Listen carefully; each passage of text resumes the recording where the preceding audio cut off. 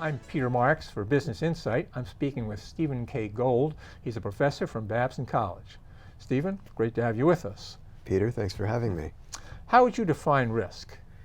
Risk, it's a great question. So maybe we could start by a little story. Sure.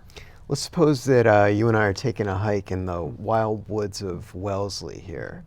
And we're hiking along and we come to a stream or a river and we need to cross it.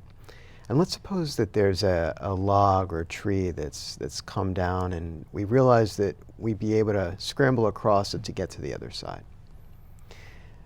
And so we start walking up towards this log and we notice there are a bunch of, let's say, kids crossing over. And 9 out of 10 of them fall off the log, all right? So we have a sense that 90% of the time, people don't get across this log.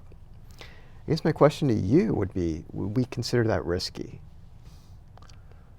Depends what the water's like. Well, that's exactly the answer. So there are two factors here, and I think this is what's important to understand about risk.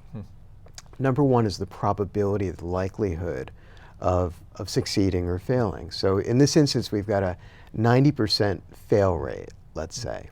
And let's say we don't have any particular special skills to get across this log. On the other hand, it's exactly the question you posed, which is, what's the water like, right? So in other words, what happens if we do fall off? What's the worst case scenario? And so risk is really a combination of these two things. And one of the things to realize about it is that many of us in our lives, we think about that first factor. We think about probabilities and likelihoods of failing and are often scared off by things that have a high likelihood of failure. This happens all around us. On the other hand, a more entrepreneurial approach is really to think about what's the most I have to lose, and essentially, is it going to kill me or hurt me in the process?